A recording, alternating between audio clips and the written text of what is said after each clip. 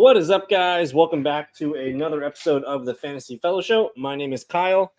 Happy Monday. It is the last day of June 30th, and I think the timing of me doing this video, I've been putting it off. I was going to do it over the weekend, but I waited till Monday night, and sure enough, we have a big trade go down that will affect the fantasy tight end landscape.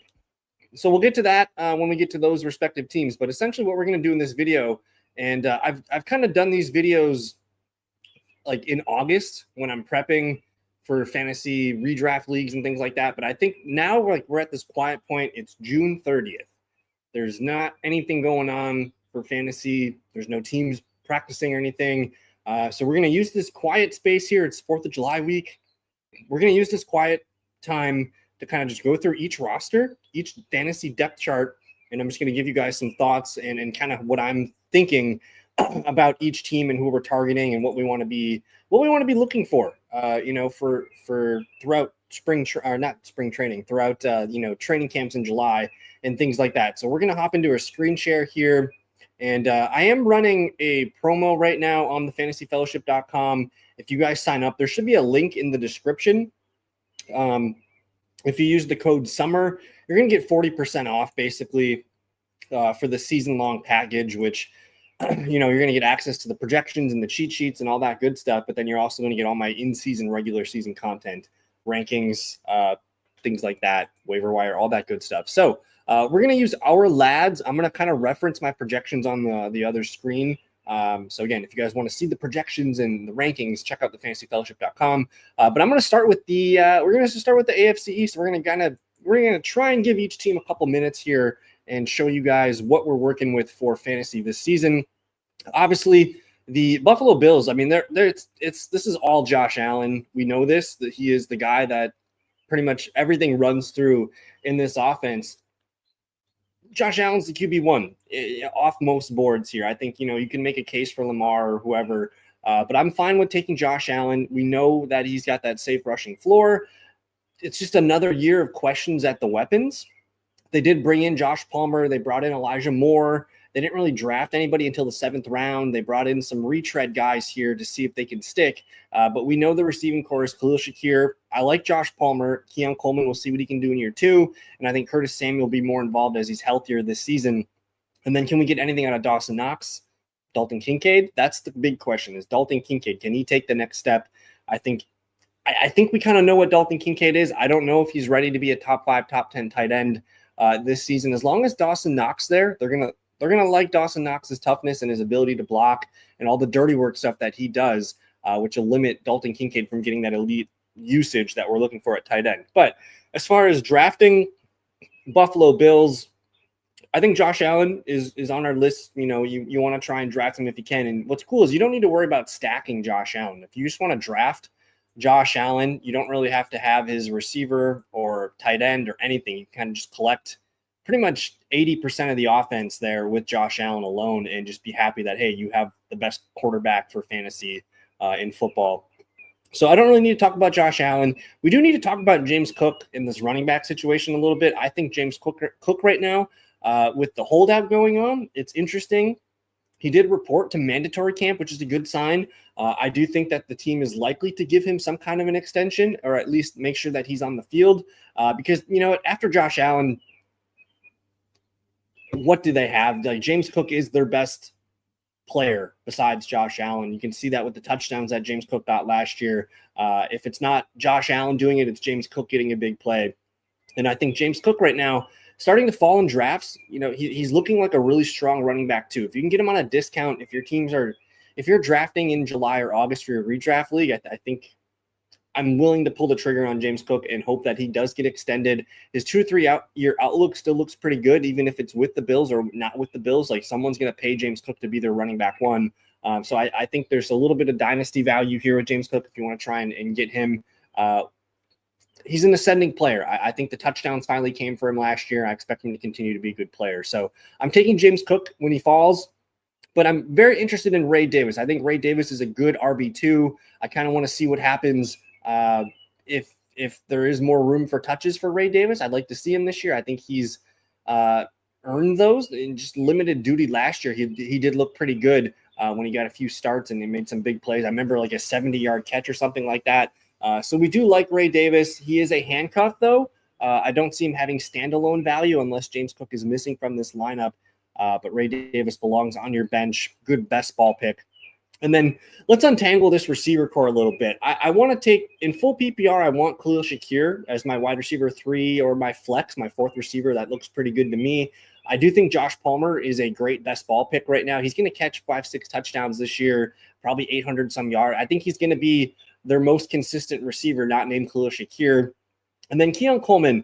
I'm not a big believer in Keon Coleman. I didn't like his profile coming out. I think he's still really raw. He didn't really produce anything last year that's going to make me feel good about him taking a step, forward this year. So I'm a little bit iffy on Keon Coleman. I think his price, give me Josh Palmer later for the value. And then we'll see if any of these guys here, Chenault, Moore, Curtis Samuel, any of these guys can make anything happen. That's cool, but we're not going to be trusting these guys in our fantasy lineups. I think for fantasy, you're starting Josh Allen, James Cook. Josh Palmer is a maybe. He's like a bench flex guy, but Khalil Shakir belongs in your lineup as well. And then are we taking chances on Dalton Kincaid? I don't know. I think if I draft Dalton Kincaid to be my tight end 1, I want to make sure I have a competent tight end 2 that I can rotate in if things aren't falling his way. But again, as long as Dawson Knox there, I think we're going to have to damper Dalton Kincaid's expectations. So again, I spent a lot of time on Buffalo here, but I think it's a worthwhile case because it's a great team for fantasy points, but it's just kind of all siphoned into Josh Allen, James Cook, Khalil Shakir. But we do like Buffalo. And good evening to Mr. Magic. Hope you're doing well, my man. So we're going to ask for your dark horse number 1 player at each position in redraft. So dark horse, I guess I would say guys that are probably being drafted outside the top 5 or 10 in their positions. For quarterback, I think I can't name Lamar, Jaden, Josh Allen, Jalen Hurts, Joe Burrow. Dark horse to finish QB1 this season.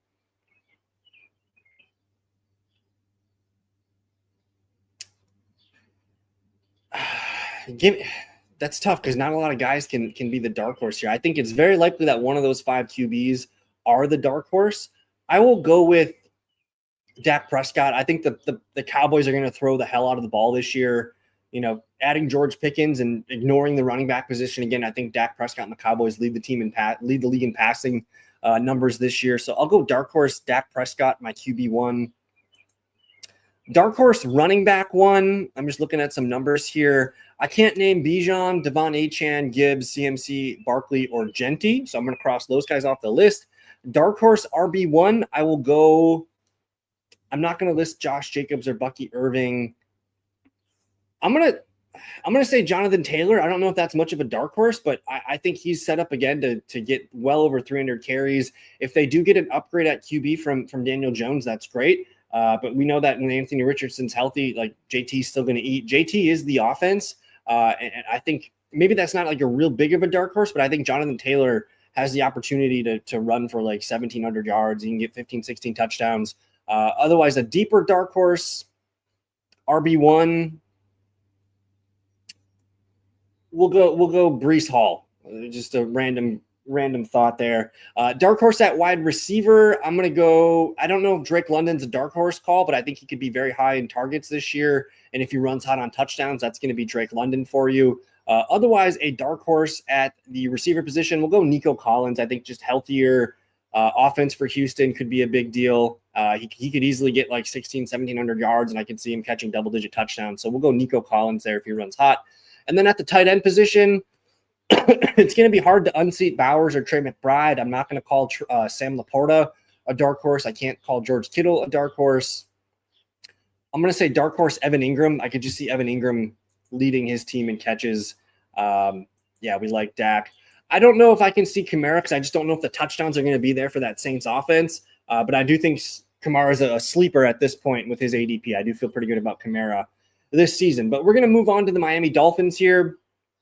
And this was the big news from today. If you guys missed it, there was a big trade involving the Miami Dolphins and the Pittsburgh Steelers. The Dolphins send over Jonnu Smith and Jalen Ramsey. They get Minka Fitzpatrick and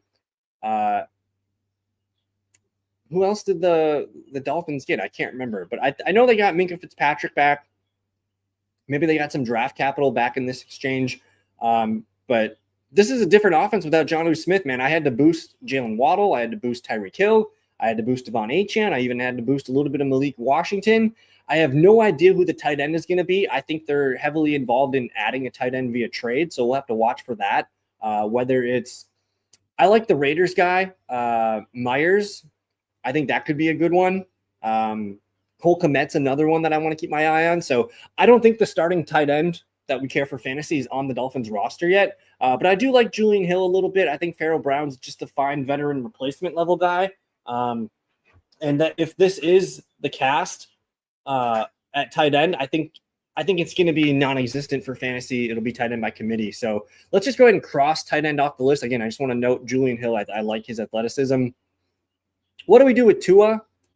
I think he's just a QB2 for Superflex. I don't know if we're going to feel comfortable starting him every week, but this offense is going to be very funneled. It's Devon Achane. Take him. I'm willing to take Devon Achane in the first round of drafts this year. I think everything's just looking like he's going to get the ball as much as he can handle. I know he's a small frame, but he looked good last year when he got a lot of opportunity, and he is their best player on offense right now. And Tua is just going to keep dumping him off passes. They got rid of Raheem Mostert, so we'll see Jalen Wright step up a little bit. But I want Devon Achane. He's actually my RB2 in projections. So I'm drafting as much Achane as I can. He is the whole thing here. He makes this offense work. He's going to help open it up for Jalen Waddle and Tyreek Hill. Now, when it comes to those two receivers, I'm about ready to anoint Jalen Waddle as the better player than Tyreek Hill at this age. We know Tyreek Hill is slowing down. He's got these legal issues every time, it seems. He's got, I think it's the wrist injuries or the hand injuries now. There's just a lot of weird stuff going on with Tyreek Hill of late. So if Jalen Waddle can stay healthy, I think he's the wide receiver one on this team, and I want to draft him as much as I can. I don't mind taking Tyreek Hill when he falls. I think he can be a solid wide receiver 2 or 3. You just got to deal with those boom bust weeks. But I'm expecting Waddle to take a step forward this year. So with this big trade of Jonnu Smith gone, like over 100, I think it was 100 catches last year for Jonnu Smith. Like all that is going back to Waddle, Hill, and Devon Achane. A little bit of Malik Washington and best ball. You can take a little bit of him. But after that, like this roster doesn't have a lot behind the starters. I think Jalen Wright's worth a note as the RB2. I think just with Devon Achane's body, we're going to see someone get volume there as the running back too. And if Achane does miss time, we're all going to be looking at Jalen Wright on the waiver wire or pull him up from our benches. So I'll note Jalen Wright, draft Achane, draft Waddle, Tua, Superflex QB2, and then you can take Tyreek when he falls. New England Patriots. I really don't know how to go about the Patriots because I personally don't think we're going to feel good about anything in our starting lineup. And honestly, this offense might kind of be like a poor version of the Buffalo Bills where it just all goes through Drake May. I think this team clearly wants to run the ball, though. You know, they bring in Garrett Bradbury and Morgan Moses. They draft Will Campbell. They drafted Cole Strange a couple years ago up front. Like, this offensive line should be good. And, you know, they have Ramondre Stevenson on contract. They bring in Travion Henderson in the second round. I think they want to be a running identity. You think about the Tennessee Titans under Mike Vrabel. This team wants to run the ball and throw when they need to, kind of thing. But they want to run the ball down your throats and control the clock and make good decisions.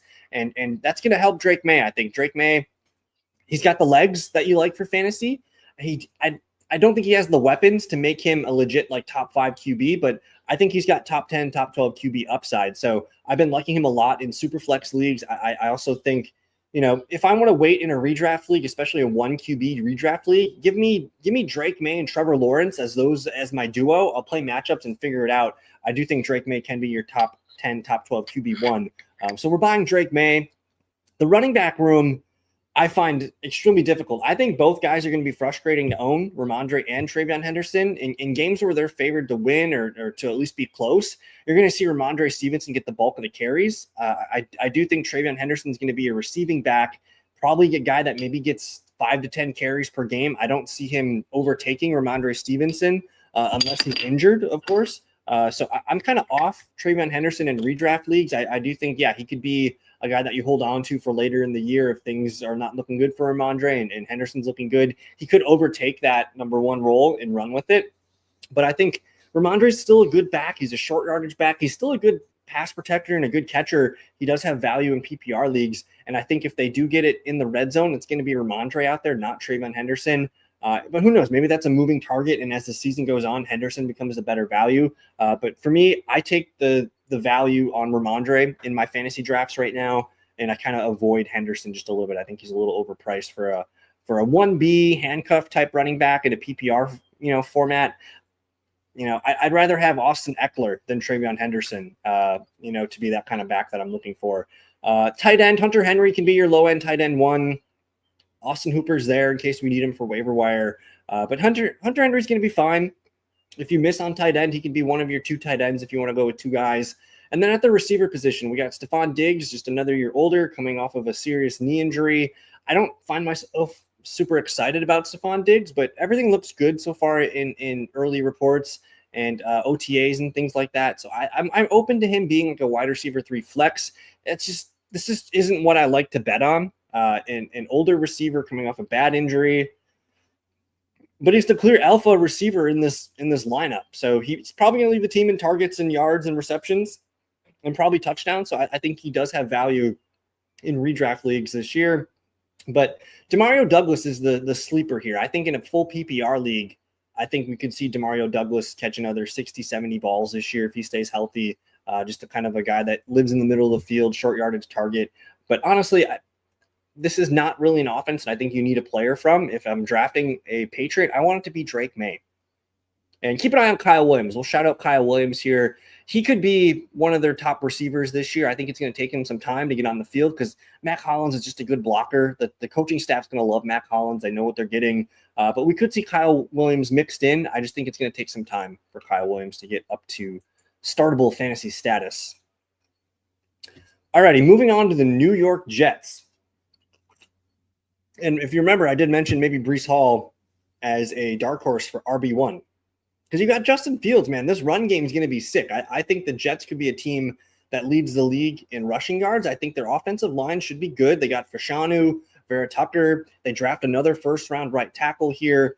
Overall, this offensive line is pretty solid. They have reinforcements here too. They did spend well the last few years, and they have some guys here that they could pull in if they need to. But this team wants to run the ball.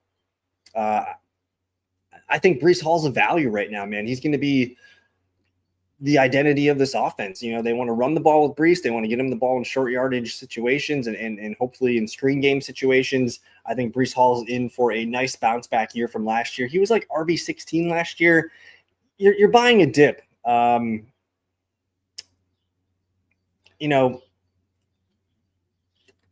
want to bet on talent. Breece Hall's the kind of talent that I like betting on, so I'm buying him. I do think Justin Fields is a great Superflex QB2. I do like him in best ball quite a bit because he's kind of made for best ball. He's going to have those games where he does throw 2 touchdowns and runs for 1, and he can have multiple 30-point games. So I'm in on Justin Fields at cost. I think he's an interesting player, and if you want to go into your redraft league and say, I'm going to wait for Justin Fields, and then I'm going to put Drake May as my QB2 or Trevor Lawrence or whoever as your QB2, I think that could work. Let's just touch on Braylon Allen real quick. I don't love Braylon Allen. I think a lot of people like him more than he should be liked.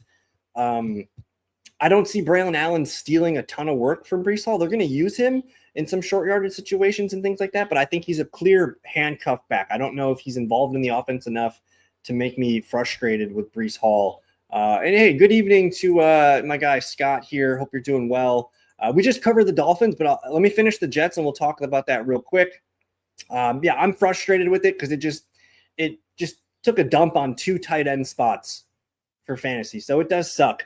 But with the Jets here, Garrett Wilson's the only guy we care about. And we could see Garrett Wilson have a really nice season. He's just going to be that classic wide receiver 1 on a bad throwing team that's just going to lead his team in targets. And if you think about it, Justin Fields had a really nice season or two with DJ Moore. I think we could see Garrett Wilson, and they're different players, but I think we could see Garrett Wilson finish nice as like a top 15, top 20 fantasy receiver. If you can get him as your wide receiver 3 in your lineup, I think that's the positional value that I'm looking for, because there's just nothing here. Josh Reynolds, Allen Lazard's going to make some big plays every now and then, but there's just no talent here really at receiver after Garrett Wilson. This offense is going to funnel through Wilson and Breece Hall and Jay Fields. And then the tight end's exciting. Mason Taylor, I think best ball, he's worth a shot as your tight end 3. Probably not for fantasy redraft leagues, but I do think the Jets can be an offense that's worth looking into. If I don't get Breece Hall, I'm open to Justin Fields late. I probably don't want him on the same team, but I do think that those 2 guys are the ones that I'm looking for from the New York Jets. And then, yeah, trading for Jonnu Smith. Arthur Smith just can't help himself. He needs his 2 tight end stuff.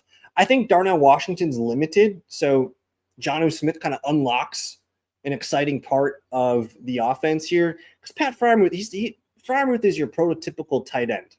You know, he's your blocker, he's your dirty work guy, he's just a good all-around tight end. But Jonnu Smith's a different breed. He is your chess piece that you can move and make some plays with. You can even run the ball with him. He can do a lot of stuff. He can line up in the backfield. I think Jonnu Smith is an exciting player in this offense. And yeah, we're going to see Aaron Rodgers throw, I don't know, 150 targets to the tight end position this year between Jonnu and Pat Freiermuth. So it does suck because I was pumping up Pat Freiermuth as one of my tight end sleepers this year because I thought, you know, with Aaron Rodgers, we've seen Rodgers have some really efficient seasons with tight ends, whether it's Robert Tonyan or, you know, some of the guys in the past. He runs hot on touchdowns to tight end sometimes. And Pat Freiermuth, man, if he was going to have a career year, this would probably be the best year for him to happen. But now that's kibosh. I think Pat Freiermuth is just a tight end 2 for fantasy. He's still good for best ball. I still like him in that format. But Jonnu Smith takes a big hit, man, because we thought he was going to get, you know, another 80, 90 catches maybe in that Miami offense. But now he goes to the Steelers, where he's probably a 60 to 70 catch player. So I had a huge downgrade for Jonnu Smith. I think he was still my tight end 12. Pat Freiermuth did fall down into the 20s.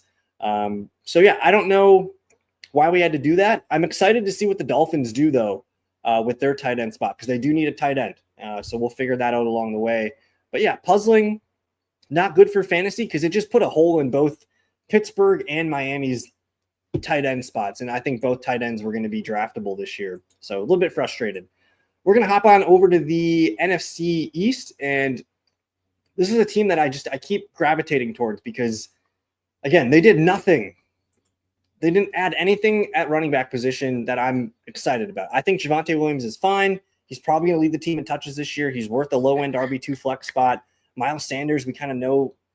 I kind of think he's done at this point. He's just in case of emergency, you have a guy that can know what he's doing. And then Jaden Blue is the guy to keep an eye on. I think he's going to be their most explosive running back. I just don't see him getting the volume that we're going to want to start every week. So it's going to be some kind of hybrid 2-man, 3-man rotation. But I do think Javonte is the leader of this backfield. But all signs point to me that, hey, the Cowboys, they want to freaking throw the ball. Dak Prescott's going to throw the hell out of the ball to CeeDee Lamb. They bring in George Pickens. You have Jalen Tolbert, who I think slides in nicely as a wide receiver 3. And then Jake Ferguson's still there as your tight end. Like, that's 4 pretty solid passing weapons to throw to. And guess what? Like, Javonte Williams, Jaden Blue, these guys are good receiving backs. Like, they can be a big part of that offense too. So the passing game is the identity. I like this offensive line. You have a lot of first-round picks here. Tyler Guyton, Tyler Smith, Tyler Booker, 3 Tylers, all first-round picks. Cowboys are built to pass.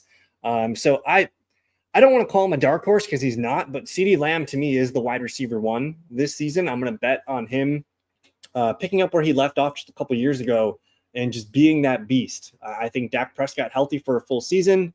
Pretty good odds that CeeDee Lamb is the wide receiver 1 this year. And then George Pickens, yeah, man, he's totally in a much better situation than he's been in the last few years. He belongs as your wide receiver 3 flex in situations this year. And then I still like Jalen Tolbert. I think he's going to be on the field a lot. He knows what he's doing. He catches touchdowns. I think he's going to be oftentimes the guy that gets those one-on-one moves against the lesser player. And Dak's going to know where he is. And I kind of trust Jalen Tolbert to be a quality number 3. It's going to be spike weeky, but for sure think he's got some talent there at the 3 position. And then I don't want to sleep on Jake Ferguson because he just didn't catch touchdowns last year. He had enough volume to finish as a tight end 1. If you add 4 or 5 touchdowns, which he could totally catch this year, Jake Ferguson's going to flirt with top 12 tight end numbers. So I do like Ferguson there. And then, I'm taking shots on Javonte Williams as my RB3 or flex. I'm taking shots on Jaden Blue. I don't know how they're going to – I'm looking at Scott's comments here, man. If the Cowgirls are built to pass, Javonte Williams at running back, one of the league leaders in receptions and targets last year, correct? I believe so. And a lot of that's just the product of the Denver Broncos offense. But we know Javonte can catch the ball. We know he can pass protect. He's not going to have the juice that he had. But at this point, I don't think it matters. Like, he is the volume that you're looking for. I think he's going to end up catching 40, 50 passes. He's probably going to flirt with 200 carries this year. I think he's a discount running back too. If you squint and just end up at the numbers, maybe 800 to 900 yards rushing, again, maybe 200-300 yards receiving, you're looking at a guy that can maybe get 1,200 yards and maybe 5-6 touchdowns. So they're built to pass. I kind of like Javonte Williams in those situations, and I would expect Javonte to be the goal line back in these situations, probably over Miles Sanders, definitely over Jaden Blue. So Cowboys, man, they intrigue me. I think if you look at it, this could be a little bit like the Cincinnati Bengals last year, where they just have to throw the ball and dump it off to Chase Brown, Javonte Williams, whoever. You got George Pickens, T. Higgins, CeeDee Lamb, Jamar Chase, Jake Ferguson doing some stuff. Like this could be a little bit of a Bengals situation, and we'll see how it goes. But let's move on to the New York Giants. And I do think this is a huge boost for the Pittsburgh Steelers offense. You have a 40-some-year-old quarterback in Aaron Rodgers, and they're gonna run the hell out of 2 tight end sets. I think when I did the numbers earlier today, the Atlanta Falcons, that's the last time we saw Arthur Smith with 2 tight ends, Kyle Pitts and Jonnu Smith. They ran like 40, almost 42% 2 tight end stuff, that's just good for Aaron Rodgers. They're going to be able to have some nice play action with Rodgers. They're going to be able to run the ball with those running backs, and then look for the tight ends. And then if not, DK Metcalf's down there somewhere, right? So I think it's going to be a lot of dinking and dunking, but it's also just another commitment to the running game. And that should really open up the play action for this team. So I think it's a great move for the offense as a whole, just terrible for fantasy. I do think Jaden Blue is ready for the big leagues, but I think he might just be a guy that needs to learn how to pass protect yet. He's small. He's very fast. We like that. But I think it's going to take him some time to get seasoned and to be trusted. Like when it's third down, 3rd and 8, who's out there? It's probably Javonte Williams. So we'll see. I do want to see Jaden Blue continue to get mixed in as the season goes on. But for me, I like him in best ball because, again, like 40-yard touchdowns, that's going to be Jaden Blue. Javonte Williams ain't getting 40-yard touchdowns. So I do think in best ball perspective, you got the volume with Javonte, but you also have, if Jaden Blue gets 3, 4, 5 touchdowns this year on big plays, those are going to be scoreable weeks for you. So I like both guys kind of at cost. But let's talk about the Giants real quick. This one's pretty simple. Russell Wilson's just barely a QB2 option for Superflex. I think he's fine as your QB3, if you're drafting on DraftKings or Drafters. But what about this running back room? Tyrone Tracy, Devin Singletary, and they draft Cam Scatabo, who I thought was going to go higher. I thought he was like a late 2nd, early 3rd round pick. The Giants get him here in the 4th round, and they probably feel like they stole one because he's a good all-around back. Like, he can do kind of everything. He was a beast at Arizona State, and I think he played at Sacramento before that, and he just continued to destroy players at Arizona State. So Scatabo is your kind of lunch pail guy. He's just your crazy, like, stocky white dude, but he can do everything well. He's just not very explosive, which is fine, but he can get what you ask him for, and I think the coaches are going to like him. Tyrone Tracy, I think there's still room for him in this offense, and he'll probably get the crack at it to be the team's lead running back, but he had fumbling issues last year. We'll see if he can out pass protect Cam Scatabo or Devin Singletary. We're probably looking at some kind of weird hybrid rotation where I would bet Tyrone Tracy continues to catch the most passes on this team, but for sure, I think goal line duties maybe goes to Scatabo, maybe even Devin Singletary. We don't know how this is going to work. So I think for me, I'm seeing Scatabo go higher and higher and higher in redraft and best ball leagues to the point where I'm kind of nervous about it, but it's also to the point where I'm like, it might be Scatabo time. So if you have to take a chance on a running back from this offense, it's probably Cam Scatabo. Tyrone Tracy could be, he could be put into like an Austin Eckler role, like he is in Washington, more of like a Jalen Warren role, a guy that can catch 3-4 passes a game and get, 6 to 10 carries, something like that. So we'll have to, this is one of the training camp battles that I really, really, really want to watch. The offensive line, though, just want to note it's not the best. And then it's Malik Neighbors. Malik Neighbors is really the only guy I want on my teams. Darius Slayton's there for best ball purposes. I think Wan'Dale Robinson, not really a best ball guy for me. He's more of like a redraft guy that you can, your Curtis Samuel, a guy that can get you 8 to 12 points any given week and just be your emergency wide receiver 3 flex. And then we'll just shout out Theo Johnson, who year 2, he had his rookie year, he had a bad injury that kind of cut short a promising stretch for him. And he was looking pretty good middle of the season last year. And he might be a guy that kind of has a nice year too. So keep an eye on Theo Johnson. And then again, Jameis Winston. If Jameis Winston's out there, things have gone wrong for the Giants. And I'm kind of projecting 3 or 4 games for Jackson Dart at the end. If this is my guess, we're going to get 10 Russell Wilson games, about 3 Jameis Winston games, and about 4 Jackson Dart games. That's kind of how I'm projecting this offense. But I'm not afraid to draft Malik Neighbors because, hey, this trio of quarterbacks is way better than what he had last year. So I expect Malik Neighbors' numbers to grow. He costs a late first-round pick. If you can get him in the second round, that's great. But we're in on Malik Neighbors. The Eagles. To me, the Eagles are one of the most boring teams in the league. It's Jalen Hurts, Saquon Barkley, A.J. Brown, Devonta Smith, Dallas Goedert. And that's all we really need to know. That's really all you need to know about the Eagles. The offensive line remains intact for the most part here. I don't know, man. We got new offensive coordinator. I think we got a new defensive coordinator too. So we do have that to kind of overcome. But we know what we're getting with Jalen Hurts. He's a top 2, top 3 quarterback for fantasy. The tush push is still here, so they're going to continue to use the hell out of that. And then with Saquon Barkley, yeah, you're getting probably the RB1, if not a really safe top 3, top 5 running back every week. So we're drafting both guys. And then A.J. Brown, man. I don't find myself drafting a lot of A.J. Brown. He's in round 2. He just happens to be around Drake London and Brian Thomas Jr. and a couple other guys there that I like a lot. So I still believe in A.J. Brown. I think he's going to be in for a good year. I don't really love where he's at. If he's at like the end of round 2, I'd probably end up with a lot more A.J. Brown. But for now, I'm gravitating more towards Devonta Smith and Dallas Goedert as the cheaper parts of this offense. I still think Devonta Smith is super talented. And if anything happens to A.J. Brown or Dallas Goedert, we know there's going to be more volume pushed to Devonta Smith. So I kind of like him in the 4th, 5th, 6th round, whatever it is. And then Dallas Goedert, man, he's one of the sleepers at tight end for me. I don't think he's a top 3 or 5 tight end. One of these years, though, he's going to run hot on touchdowns.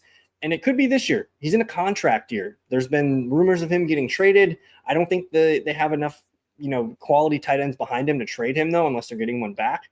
But I'm willing to take Dallas Goedert as my tight end, too. I think there's some value here. But the Eagles, man, they're super freaking good, but they're boring. It's consolidated offense, which for fantasy you like. Like every week you want to have one of these 5 Eagles in your lineups, and we'll see how it goes. But I don't think there's a Super Bowl hangover or anything. I am curious about RB2.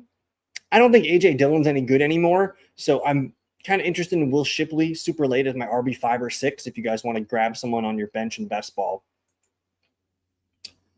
The Washington Commanders. This one's pretty simple, man.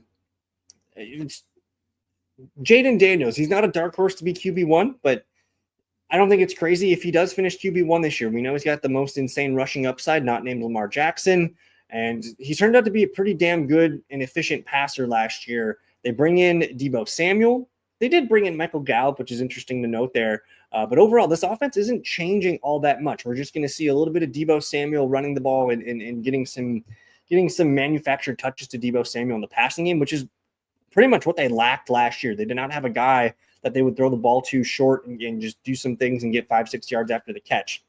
So Jaden Daniels,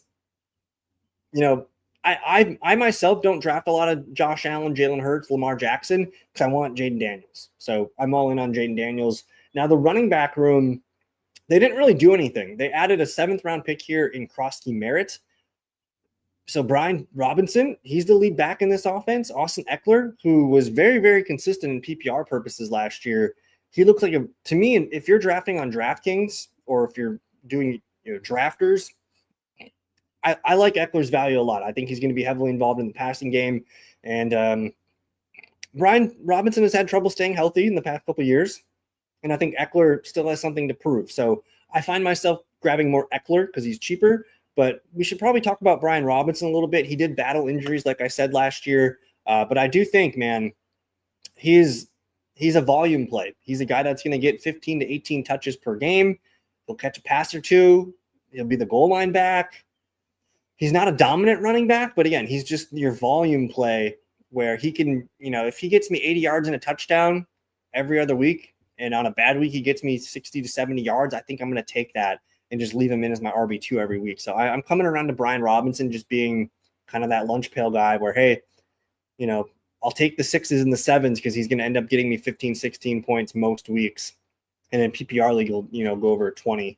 But the wide receivers here, Terry McLaurin's got the contract situation going on. I'm still drafting Terry McLaurin because I think they're going to figure it out. Like, he's not sitting out this season. He's not going to waste away a Jaden Daniels season.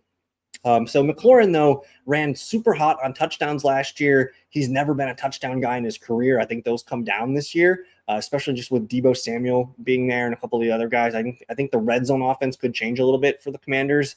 But Terry McLaurin, wide receiver 2, makes sense to me. And then I do think Deebo is like in that tier of Stephon Diggs and some of those older veteran receivers that, I'm fine with them as my wide receiver 3 flex. He's fine to stack with Jaden Daniels because there's going to be games where they mesh. In games where Deebo gets rushing touchdowns and maybe he's your starting guy. So I'm in on Terry. I'm in on Deebo. Don't really need to be in on the other guys at receiver. But the biggest value of all here is Zach Ertz, man. He was a top 10 tight end last year. I don't think John Bates is knocking on the door, and I still don't see it with Ben Sinnott. I think Zach Ertz has a clear takeaway or clear runway to be another top 5, top 10 tight end, man. I think he's still got a little bit left in the tank. So we want Commanders. This is going to be a top 5, top 10 offense in the league this year. I might have to do this in 2 parts, man. We're going on about 37 minutes here. We're only 8 teams in. So we're hitting about 4 or 5 minutes per team. Let's go into the AFC North, the Baltimore Ravens. We'll start with Derrick Henry because he's the first Raven off the board, usually in round 2. And just this man has killed me the last few seasons because every year I'm like, he's done. Can't do it. It was especially easy to do it when he was on the Titans. I still did it last year thinking, his best days are behind him, but he continues to put out numbers. And I think at this point, I'm willing to go back to Derrick Henry in 2025 and say, hey, he's my RB1. I'm going to ride with it. He's going to get the touches. That's really all you care about. He's not going to catch the ball. So I think in half PPR, underdog, that's where you want him more. There's conversations to be had. I might want Jonathan Taylor over Derrick Henry in a full PPR league. Just he's going to catch 10, 15 more balls, and the rushing outlook is similar. But nonetheless, Derrick Henry, top 5, top 10 running back, likely. Lamar Jackson is the second player drafted off the board here. I think he could be the QB1. To me, he was the MVP last year. He actually didn't deserve it the year he got it. I think in 2023. I think they should have flip-flopped the MVPs the last couple of years. But Lamar Jackson, the best player at QB position right now. And honestly, I like the weapons. This is just another year of loaded weapons for Lamar Jackson. He's got Mark Andrews and Isaiah Likely. You got Zay Flowers and Rashad Bateman, who just got paid. And then you bring in DeAndre Hopkins. I'm not going to tell anyone to draft DeAndre Hopkins. If you want to do it in a best ball league, that's fine. Not doing it in redraft. I think DeAndre Hopkins, the dude couldn't even, get on the Chiefs offense. So I'm thinking Hopkins is probably not worth the pick in redraft or best ball right now. But Zay Flowers and Rashad Bateman totally are. I think Zay Flowers lives in that 4th, 5th round range.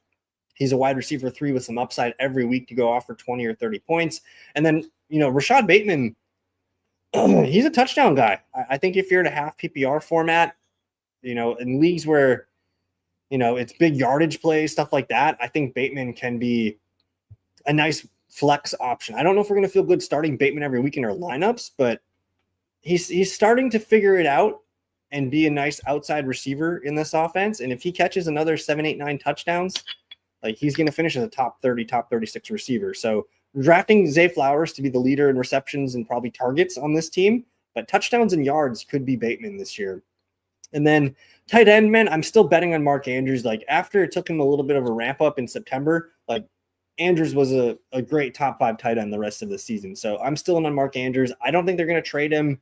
We'll worry about offseason stuff next year when it's next year. And then probably can't draft Likely in a redraft league, but best ball leagues, I still want Isaiah Likely. And this team still has a really, really good offensive line. So Ravens, just everything checks the boxes. And then in best ball, I've been taking shots late on Keaton Mitchell, who's a full year removed from that ACL knee injury. I think he's the RB2 in terms of rushing opportunities. I think Justice Hill is the clear third down back. They love him in that role. So I think there's room for both guys, especially the PPR league. Justice Hill should be on your radar. So if you're drafting on DraftKings or Drafters, Justice Hill is probably the guy you want. But in deeper leagues, don't sleep on Keaton Mitchell. All right, Cincinnati Bengals. They didn't really do anything to change this offense. It's Joe Burrow whipping the ball to Jamar Chase, T. Higgins, Mike Gesicki, and Chase Brown. Joe Burrow went on an insane run last season. I think touchdowns are probably coming down. I would like to see the passing volume still stay high, but it's kind of a sign of an unhealthy offense when you have to throw that much. Like we were talking about the Cowboys. Like that's not a healthy offense when you have to lean that heavy on the throw. It means you're probably coming from behind, can't run the football, that kind of stuff. So I don't expect a huge uptick in rushing numbers from this team. I think Chase Brown's a quality RB2. He can finish as a top 10, top 12 running back, especially in full PPR leagues. That's where you want Chase Brown. But Zach Moss, Samaje Perine, Taj Brooks, we'll see how he looks in training camp in a little bit. I think Samaje Perine might be just enough of a thorn in our sides where, Chase Brown's coming off the field on every other third down situation or something like that. Maybe Chase Brown is losing short yardage work to Zach Moss. So just be aware of that a little bit. I still like Chase Brown quite a bit, but just Zach Moss is back. Samaje Perine might be one of the best third down backs in the league, just pass blocking and his ability to run after the catch and just wiggle and things like that. I like Perine, and he's back in this offense that he knows. So we like the running backs, but just a little pump the brakes on Chase Brown for me. Still drafting him as my RB2 in PPR. And then receivers, Jamar Chase, he's the first player taken off your boards. He's warranted. I think it's very rare to see a player repeat as the wide receiver 1. So we'll see if he can do it. Odds are he has one of the best chances to do it in his prime. Got the bag. It looks good for Jamar Chase. And then T. Higgins, for him to get paid, he's got the security now. I think we're drafting T. Higgins a little bit too high. He's that wide receiver 2 range, but man, like his slop games when he goes off for 30, 40 points are super exciting in a best ball format. I think a redraft, he's a little bit more fragile just with the high floors or low floors and high highs. So I think for best ball, I like T. Higgins more. For redraft, I want to make sure I get Jamar Chase if I have the 101. Otherwise, if I don't get Jamar Chase, man, I'm fine with trying to stack T. Higgins with Joe Burrow, because when Joe Burrow has a big game, maybe it's not T. Higgins having that big game. Maybe it's still Jamar Chase or Mike Gesicki or whatever. But if Joe Burrow has a big game, T. Higgins is usually a part of that. So I think those two fit hand in hand. Yoshivas, not a great receiver, but he's the clear number 3 here. There were some positive reports on Jermaine Burton figuring it out and just being less of a knucklehead in early OTA camp reports. So we'll see about Jermaine Burton as the number 4. And then Mike Gesicki is one of my favorite sleepers at tight end. I think he could be in for a big year. Eric All's out for the year. They're going to run a lot of Mike Gesicki in the slot. So we want the Bengals offense. Cleveland Browns. Ugh. All right. Jerry Jeudy and David Njoku are the 2 guys that I think are going to be fine at their ADPs. I think Jerry Jeudy has a good chance to lead the team in targets and in receptions. I think David Njoku has a good chance to lead the team in targets and receptions this year. And especially if Joe Flacco plays 6, 7, 8 games, if he plays half the year, that's good for the pass catchers. If Kenny Pickett's out there, not so good for the pass catchers, but he can get the ball to his top targets like we saw last year in Philadelphia. And then I don't know if we're going to see Gabriel before Shador or Sanders before Gabriel. I don't know how it's going to work, but I have a feeling we see all of these quarterbacks at some point in 2025. So for me, best ball is a no-go because I want a guy that's got an opportunity to play more than 4 games. So I'm kind of out on the quarterbacks. Redraft, we're not going to care about these guys. The running backs I don't know how to figure this out because we like Quinshon Judkins there. But then they go and draft Dylan Sampson in the 4th round, which is not a joke. Like that's a high draft capital for a running back. So I don't know if Quinshon Judkins is a good pick this year. I think he's going a little bit too high for my liking in best ball and redraft leagues. I think for Quinshon Judkins, he needs to get 20 carries and a touchdown for him to be a beast. Otherwise, if Cleveland's playing Cleveland ball, they're behind. You're going to see more Jerome Ford. You might even see more Dylan Sampson out there on 3rd downs and things like that, pass catching situations. So I'm a little bit iffy on Quinshon Judkins. I think he might be a year away, as this team is built to throw with Joe Flacco, and I think they're built to struggle with Kenny Pickett and the other rookie quarterbacks. So a little bit worried on Judkins. I think he's a great talent. I think he's going to have to take some time. We got to be patient with him. I actually don't mind taking shots on Sampson late because he's cheap, and then Jerome Ford in a PPR format, and I think he's still going to catch 2, 3, 4 passes, especially if Flacco's the guy. So I have uncertainty at the running back spot. I'm taking the guys later, like Sampson, Jerome Ford. Receiver, it's Jerry Jeudy. I think Tillman's interesting for best ball, but if Flacco's not in there, I'm not sure how excited we are with Pickett or Gabriel. I think Sanders would be a guy that could potentially unlock Tillman, but he's nothing more than a wide receiver 6 or 7. And then Deontay Johnson's the true question mark on this receiver core. Does he care? Does he want to get a contract next year with another team? Is he going to catch 10 balls this year? Is he going to catch 50 or 60? I think it's very hard to predict. I don't mind taking Deontay Johnson late in drafts just because we don't know, but I know he's talented.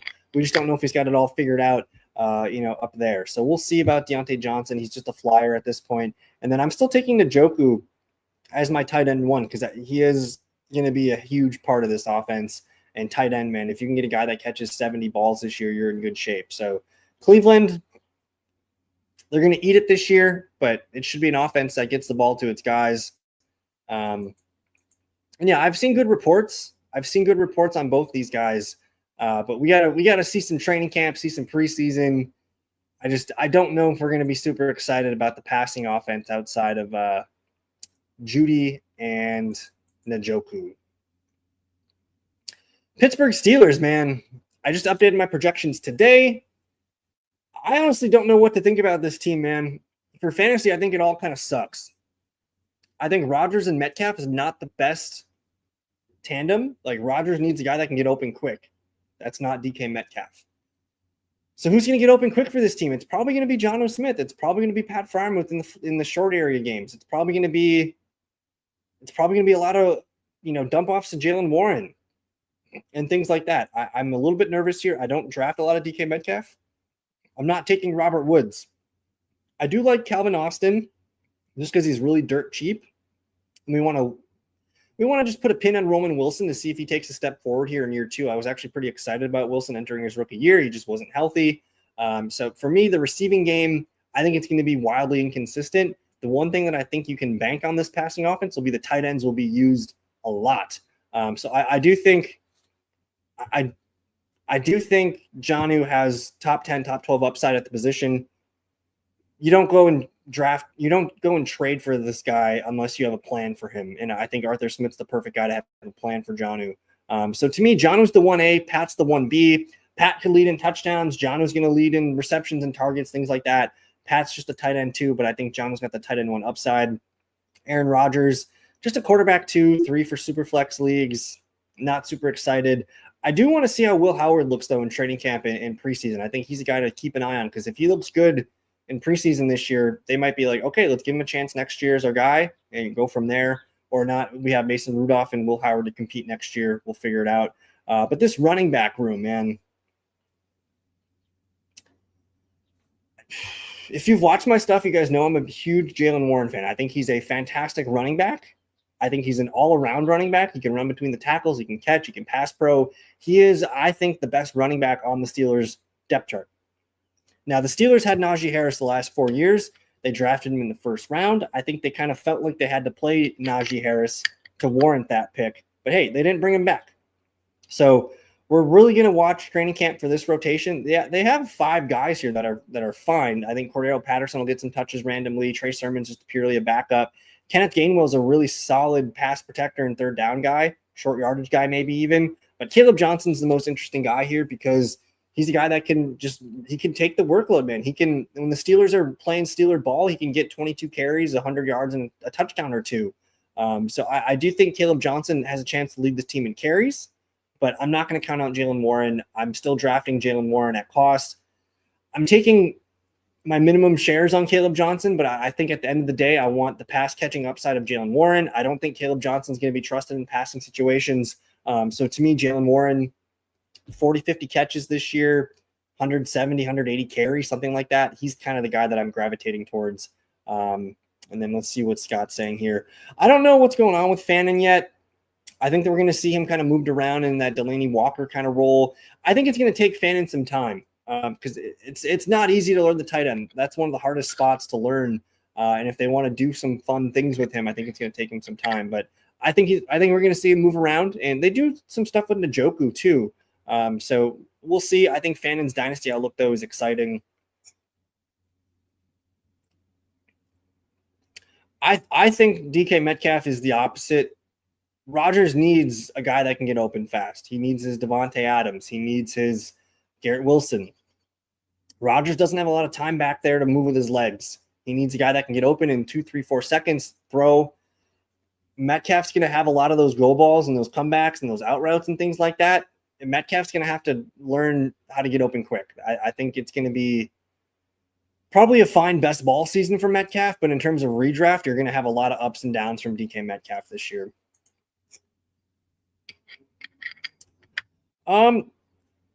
I don't think this hurts Calvin Austin too much. I think he's going to be the number 2 receiver a lot. I think him and Jonnu are going to be a lot of the slot players.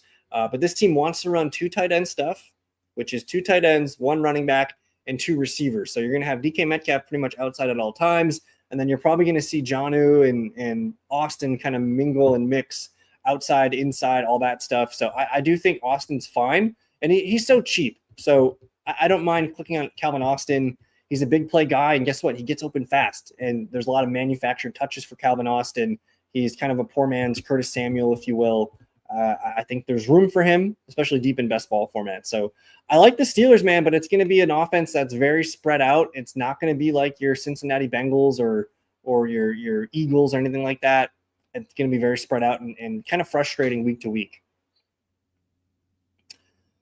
Alrighty, we're going on 52 minutes here. We're moving into the NFC North, and I think I'm going to probably make this into 2 parts. I'll probably make a video, I don't know, maybe tomorrow night I'll pick up part 2 here, but we'll definitely pick up on part 2. So let's just cover the NFC North, and we'll let you guys get out of here for the Monday evening. Chicago Bears, man, there's a lot of moving parts here. Look at all these new names on this team. We got a new head coach, new offensive coordinator. This is going to look like a different team. And we like what they brought in, man. They brought in Colston Loveland. Look at this offensive line, man. Joe Thuney, Drew Dahlman was one of the best centers last year, and Jonah Jackson just completely rebuilt the interior offensive line here for Caleb Williams, which I think is going to be a huge, huge deal. And, we let go of Keenan Allen, which is fine, but they brought in some vet receivers, Olamide Zaccheaus, Devin Duvernay for special teams. They draft Luther Burden, Miles Boykin, whatever. But this is a very good looking offseason for the Chicago Bears. So they are going to look better this year. I feel confident in saying that. Caleb Williams was close. Last year we saw moments of pretty awesome stuff. And now it's just about getting consistent, getting the ball out quick, not taking sacks, that kind of stuff. But I am concerned about this running game. I don't think this team is built to run. And a young quarterback, like I look at what the Patriots are doing for Drake May. You got Ramondre Stevenson. You bring in, last year they brought in Gibson. They also brought in Trayvon Henderson this year. They're bringing him top talent at running back, which I feel good about. The Bears aren't doing that yet. DeAndre Swift, I don't think he's a great runner in between the tackles, short yardage stuff. He's a great pass catching back, but I think they're lacking someone that can just hammer teams on the ground. Roschon Johnson could be that guy. He's been kind of inconsistent over the last couple of years, but I do expect Roschon to maybe be more involved this year than people expect. And then the true wild card is Kyle Monangai here from Rutgers. He is an interesting player. I think he's kind of like an Alexander Madison type to me, where he could be something, but I don't know if he's enough to threaten Swift or Johnson right away. But we'll watch for him in training camp. I'll be curious to see how he looks. But with Swift, he's just a PPR RB2 flex option. Roschon Johnson, I'm taking shots on late. And Caleb Williams, man, he's got top 10, top 12 upside any given week because he can throw for 300 yards, 2-3 touchdowns, and he's got the rushing upside too that I'm looking for. I think he could be a problem with his legs. It's just there's a lot of new stuff here. Can they put it all together and have him be consistent? I don't know. I think he's an ideal QB2 for Superflex leagues. He looks good as a QB2 in best ball as well. If you want to wait for a duo of like Trevor Lawrence and Caleb Williams, I think that can work in best ball. And then, man, I was disappointed when they drafted Colston Loveland because I had the Cole Kmet bags packed, man. I thought Cole Kmet is going to be Sam Laporta. It's going to be great. Like everything's going to look really good. And I didn't take the tight end draft stuff seriously because I'm like, they got other needs, man. But they take a tight end 10th overall. I think we have to take note, man. This is your guy that can be Sam Laporta, essentially Sam Laporta's rookie year for the Lions. I think that's his upside. And we're starting to see rookie tight ends really start to make an impact in fantasy right away. Brock Bowers, Sam Laporta. There's been a few other guys over the years, but Loveland's going to step in here, and it's going to be a bit of a committee. Now, what I do like is there's not really a big talent at wide receiver 3, so we might see a lot of 2 tight end stuff from the Bears this year. The Lions have liked throwing to the tight ends in the past. So I'm curious how that works, but Loveland, you don't draft a guy that high to have him be the backup. He's going to be on the field a lot. They like him. He's athletic. Loveland could be your sleeper tight end pick this season. And then DJ Moore, Rome Odunze, I find myself drafting more Odunze just because he's cheaper. I think he's more talented than DJ Moore. I love DJ Moore, but I think DJ Moore's a little bit limited as what he can do from his route running tree. Whereas Odunze, I know, is a good route runner, and I think he just got a little bit frustrated and bored last year with things. I think it was tough when Keenan Allen was healthy, and there's 3 fiddles that you got to play. But DJ Moore looks good as a wide receiver 2, looks better as a wide receiver 3, whereas I think Odunze's got that wide receiver 3 price tag that I'm willing to buy, and he could outplay DJ Moore, especially if we find out who's going to be the Amon-Ra St. Brown type slot player in this offense. It's probably DJ Moore more in the slot, but I could see them rotating. But a lot of questions here. And who knows, maybe Luther Burden steps into the slot right away. They do have him listed here as the backup. I think they're going to be rotating that third receiver in a little bit, but I do think there's going to be a lot of fun things here with this offense, whether it's Luther Burden packages, Loveland packages, 2 tight end packages. They're going to figure it out. And I think for me, I'm drafting Caleb Williams, Loveland, Odunze, DJ Moore. I'm not super into the running backs. I do like Roschon Johnson late. I take Monangai with one of my last picks every now and then. But I think we have a training camp's going to be very big for the Bears. We're going to learn a lot in just a few weeks. And yeah, I'm starting to like Monangai, but I'm just a little bit I'm just waiting for a little bit of training camp news to see where things move.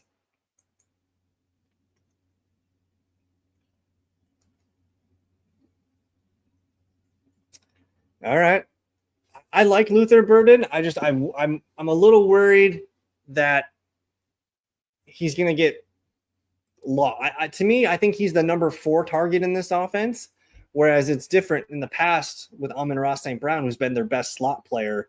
He's been their best receiver.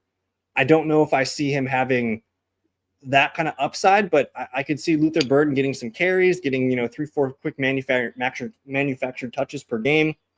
I could see Luther Burden being a good pick in best ball this year for sure.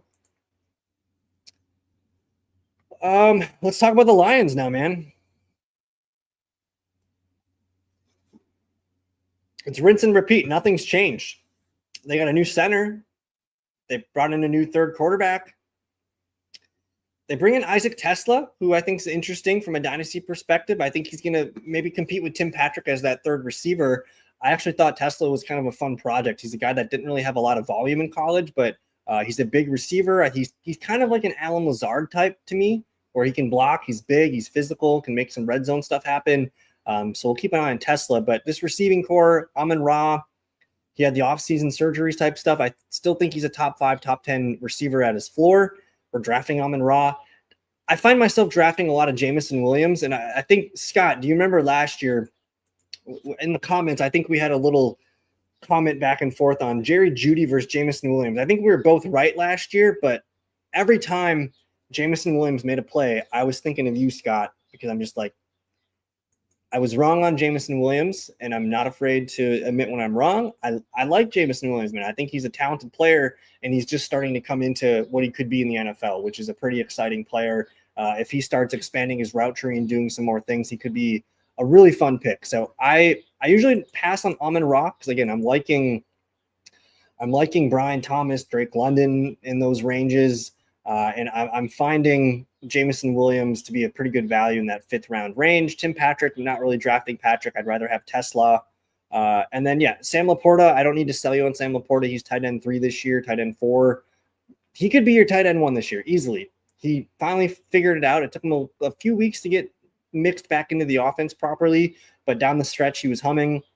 Jared Goff, he doesn't run the ball, so he can't finish quarterback 1. You can't finish quarterback 1 with the way he runs. But he couldn't, again, put up another 4,500 yards and 40 touchdowns. I think he is a sweet sleeper at quarterback for redraft and best ball. And then it's Gibbs, man. I think this is the year we see Gibbs kind of pull away from Montgomery just a little bit more.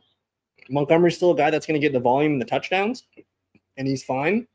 But in a full PPR league, I want Jahmyr Gibbs in the top 5. And then I still want David Montgomery because he did show the ability to catch more passes last year, but it's Gibbs and Montgomery's still going to be involved. I don't really have thoughts on Keenan Allen because we don't know where he's going to play. We don't even know if he's going to play. I do think Keenan Allen can still be an asset to a team. I just think at this point, we're at the point of the season where he's not signed. So therefore, he's not a part of any team's plans, which is troublesome. Like, I don't think if he signs with, I don't know, let's just pick a team here. If he signs with the New Orleans Saints, are we going to care about Keenan Allen in that offense? If he signs with the Tennessee Titans, are we going to I don't know if we're going to care where Keenan Allen goes. It's probably time to move on from Keenan Allen.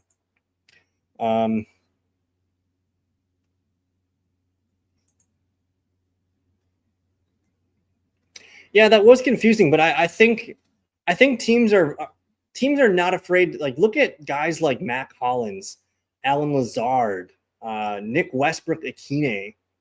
These guys have roles in offenses, and they're out there to block, but they're also out there to be a big body and a big target in the red zone. So there is some value in that kind of receiver. And the Lions really liked him. They think he's going to fit in. He's probably going to just move in nicely to that wide receiver 3 spot if he can overtake Tim Patrick. I'm gonna disagree, Charlene. I think Dak is, as long as Dak's healthy, Dak's on the field. It's going to take an injury for Joe Milton to get on the field. But I'm more, and I'm not I don't like the Cowboys. I think Dak Prescott throwing the ball to CeeDee Lamb, that's the identity of this offense. If Dak's not out there, the offense to Joe Milton could be fun, but you lose all the passing upside when you go to Joe Milton here. So I can't see Dak getting benched, at least not yet. But let's talk about the team that I have the most familiarity with, and I've watched every Sunday for the last, 2 decades. It's the Green Bay Packers. I think the Packers are a sleeper offense this year. If you talk about what they did last year in 2024 and just what they had to overcome, this team's going to look different in 2025. They come out throwing the ball against the Eagles. Jaden Reed, big game. Josh Jacobs looked good. Big plays to Christian Watson, Romeo Doubs. Like, this team wants to throw the ball, but last year they couldn't throw the ball because you had a Jordan Love knee injury. You have Malik Willis in there. Jordan Love, when he does come back, he's not able to move the pocket as much as he wanted to. So they kind of had to really rely on Josh Jacobs. And honestly, when I looked at the numbers, the Packers offense in 2024, they outperformed the Packers offense from 2023, which we were all excited about when Jordan Love went on that run at the end of the season. This Packers team progressed, even though they didn't throw the ball as much as they did. Everything else, they scored more touchdowns. They had better overall output last year. And I think now with a healthier Jordan Love, bringing in not only just a round one wide receiver that can get open deep, and honestly, he can kind of get open anywhere. I think he's the discount Stephon Diggs, but Savion Williams, a guy that's going to add some kind of fun potential to this offense, whether he's running the ball or returning kicks or doing something. I think he's a guy that could be used as a chess piece. And they bring in a left guard to shore up that offensive line. They draft 2 more offensive linemen here. The Packers basically took the Eagles playoff game, and a game that I think the Packers could have won had they had healthy receivers and offensive line, because their defense played really well in that game. But they're looking to get more balanced, and I think that's the main takeaway here. So I'm buying Jordan Love to be a top 10 quarterback. I think the receivers are going to be frustrating to own, but I think you want Jaden Reed on your team in PPR leagues. And I do think Matthew Golden's going to continue to get better and better each week. He's a guy that could lead the team in receptions, targets, yards, and touchdowns, because he's going to be on the field pretty much at all times. I think he might even be the number 1 receiver in terms of snaps this year. That's usually been Romeo Doubs the last couple of years, but this year we could see Matthew Golden just not come off the field. It's probably still going to be Doubs, but those are going to be your 2 receivers that are out there all the times. Jaden Reed comes in, mixes that slot, and then we're going to have Dontavian Wicks, Savion Williams rotate in these packages. And then it does sound like Christian Watson's ahead of schedule. So this is a sneaky receiver group here. I think they're going to get more out of it this year than they did last year, which is why I think some of those Josh Jacobs rushing numbers go back into the passing column, more passing touchdowns for Jordan Love. Still love Josh Jacobs. Round 2, sign me up. He's a top 5, top 10 back every week. The Packers want to run the ball still and have that be their identity. They want to be a tough running team, but there's going to be more passing opportunities this year. And with that, you have the tight ends, Tucker Kraft, who showed to be kind of like a baby George Kittle last year. I don't know if he's a top 10 tight end this year, because I think we're going to see a healthy Luke Musgrave. And the Packers coaching staff they've really talked up Luke Musgrave this offseason, saying that we missed him last year. His ability to stretch the seam, make big plays. Like, that's what I remember Luke Musgrave doing his rookie year. He made big plays, big field flipping plays. So you're going to see more 2 tight end stuff. You're going to see a lot of receivers rotating in and out. This could be a really fun offense, and I think it's all coming back to Jordan Love. I want Jordan Love on my teams, and it's easy to stack Jordan Love with a couple of these guys and figure it out along the way. So don't sleep on this Packers passing offense. Trade Dak away for a good pick next year. That's interesting. We could maybe see that. I do like McCarthy and Penix, and let's talk about J.J. McCarthy here. And the Minnesota Vikings. This will be the final team of this episode. I'm going to make this a part 1. We'll do part 2. We'll probably do it I'll probably try and get to it tomorrow night. We'll see if I can get it tomorrow night. But the Vikings, man, they have a lot of questions going into this season. You have basically a rookie quarterback. I know he's year 2, but he didn't play last year. J.J. McCarthy. You have a veteran running back in Aaron Jones. You go and get Jordan Mason. That's going to be your running back duo. Justin Jefferson, Jordan Addison, Jalen Naylor. That's the top 3 receivers. And we'll see if they get anything out of Ty Felton, round 3 pick. That's a good pick there. And then Rondale Moore, Tim Jones brought in to be backups. And then TJ Hawkinson fully healthy after his knee injury. The offense is built very sturdy. We like the running. We like the running ability with this offensive line. Darisaw, Jackson, Ryan Kelly. We'll see about right guard, but I think they have enough at offensive line to be competitive this year. I think there's going to be a little bit of a drop-off. They're going to have some ups and downs with J.J. McCarthy. I don't know if he's going to come in and just set the world on fire. But we said the same thing with Sam Darnold, and look what Sam Darnold did, man. He had a renaissance year last year. So we'll see. But I think this team wants to run the ball with Aaron Jones and Jordan Mason. Jordan Mason's one of my favorite picks. I know he's getting a little bit pricey in best ball leagues right now, but in redraft leagues, he's absolutely dirt cheap as a handcuff, backup, last player on your bench, whatever. But as long as Aaron Jones is healthy, Aaron Jones is going to be a good fantasy player. So don't be afraid to take Aaron Jones. You got TJ Hawkinson, who I don't know if we can call him a dark horse, but he could be one of JJ McCarthy's favorite targets this year. Obviously, Justin Jefferson's going to be the guy. But Hawkinson could catch 70, 80 passes this year. I'm buying TJ Hawkinson. You're drafting Justin Jefferson when you can. Just got to respect the talent. First-round pick last year, even with Sam Darnold, he still lit it up. He was one of the best receivers in football. And then Jordan Addison, man, he's still kind of being disrespected. I think he's a really quality number 2 receiver on an NFL team here. That's going to be your number 3 receiver, flex player for fantasy. That's what we're looking at. So this is kind of like kind of similar to the Eagles, man. You got JJ and Addison, you got your tight end, you got your running back. It's consolidated. They're going to hit these guys a ton and get them their opportunities. And we're kind of drafting all of them. I'm not afraid to really draft any of these guys at cost. So draft your Vikings. NFC North is interesting, man. We'll see if the Lions can repeat here. I think there's a lot of improvement from the other NFC North teams. We'll see if they can figure it out and make a move here. But we just went live for about an hour and 10 minutes. I'm all out of words, man. I thought we'd be able to get this done a lot quicker, but we have 16 more teams to go. I will get that done. I don't think I can do it Thursday night. It's 4th of July weekend. We'll get to it soon. But hey, there's nothing going on. Off season is not happening right now. So everyone's on vacation. If I don't see you guys, happy 4th of July. I'm going to be going live Wednesday night for our Wednesday night live mock draft. So join me then if you would like to get some mocking in. Otherwise, be on the lookout for part 2. And thank you to Charlene. Thank you to my guy, Scott. Hope you're doing well, man. Shout out Scott, man. He's watching us. He said it was I don't know what time it is where Scott's at over there across the pond, but I appreciate you, Scott. Thank you for commenting and always popping in to say hi. I appreciate you, man. And yeah, Mr. Magic as well. Thank you, guys. Enjoy the evening. We'll see you next time. Peace. Got me feeling icy.